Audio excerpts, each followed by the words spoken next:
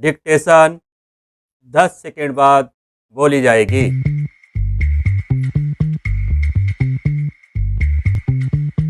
5 second. Ready, start. पिछले महीने के अंत में म्यांमार के विभिन्न हिस्सों में जुंटा के खिलाफ देश के जातीय विद्रोहियों द्वारा किए गए समन्वित हमले अब तक के सबसे स्पष्ट संकेत हैं कि तख्तापलट शासन को बहुत ज्यादा जोर आजमाइश करनी पड़ रही है। जातीय अल्पसंख्यक सशस्त्र समूहों के गठबंधन ने चीन से सटे म्यांमार की सीमा पर स्थित इलाकों में दखल हासिल कर लेने और दर्जनों जुंटा बलों के आत्मसमर्पण करने का दावा किया है। अशांत राखिन राज्य और भारत की सीमा से लगे चीन राज्य में झड़पें हुई हैं। युद्ध के मैदान में कई झटके झेलने को मजबूर जुंटा की जवाबी प्रतिक्रिया हवाई हमले के रूप में हुई है। इन हवाई हमलों में भारी संख्या में आम नागरिक हताहत हुए हैं।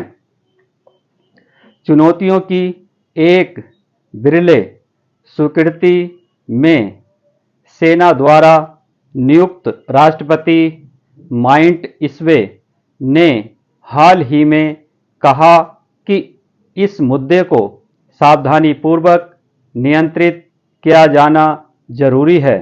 जब फरवरी 2021 में सेना ने आंग सान सू की चुनी हुई सरकार को उलट दिया तो उसका पहला कदम व्यवस्था कायम करने के लिए बल प्रयोग करने का था।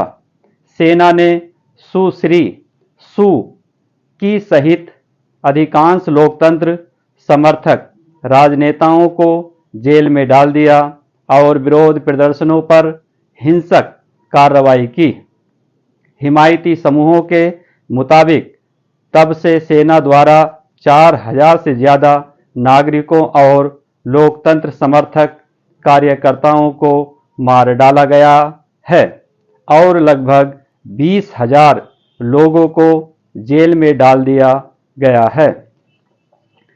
संयुक्त राष्ट्र का अनुमान है कि 1.7 मिलियन लोगों को बेघर होने को मजबूर कर दिया गया है, लेकिन जुंटा की हिंसा से देश में स्थिरता कायम करने में शायद ही कोई मदद मिली। म्यांमार दशकों से जातीय अल्पसंख्यकों की हिंसा से रूबरू रहा है, लेकिन अतीत में बर्मी समाज में मुख्य राजनीतिक विरोधाभास सुश्री सू की अगुवाई में लोकतंत्र समर्थक आंदोलन द्वारा किया गया शांतिपूर्ण संघर्ष था।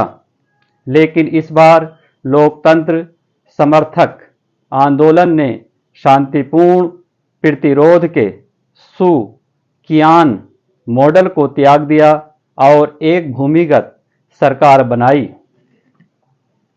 एक मिलिशिया विंग की स्थापना की और जातीय विद्रोहियों के साथ हाथ मिलाया।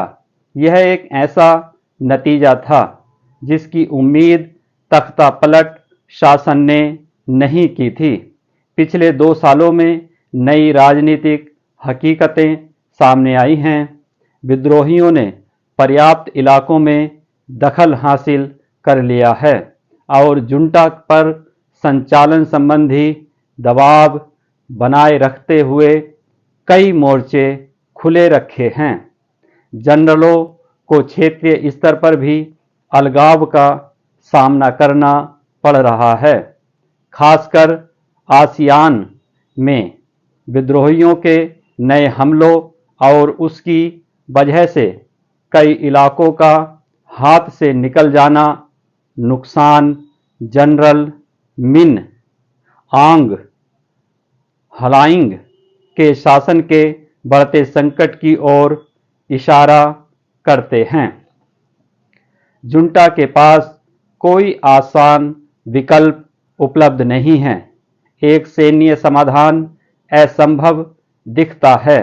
जुंटा बातचीत के लिए आगे नहीं आया है, लेकिन विविधता भरी नई पीढ़ी के नेताओं की अगुवाई में विद्रोहियों ने जनरलों से राजनीति से दूर हटने और फिर शांति की तलाश के लिए बातचीत करने को कहा है। उन्होंने जातीय अल्पसंख्यक क्षेत्रों के लिए अपेक्षाकृत ज़्यादा स्वायत्तता वाली संघीय लोकतांत्रिक व्यवस्था की मांग की है। अगर हिंसा जारी रहती है, खासकर भारत और चीन की सीमा से लगे इलाकों में, तो इसके क्षेत्रीय असर होंगे। आसियान के साथ प्रमुख क्षेत्रीय शक्तियों को म्यांमार में युद्ध विराम कराने के लिए ज़्यादा सक्रिय भूमिका निभानी चाहिए। सार्थक बातचीत के लिए मंच तैयार करना चाहिए, जिसका मकसद लोकतंत्र और आज़ादी को बहाल करना हो। स्टॉप।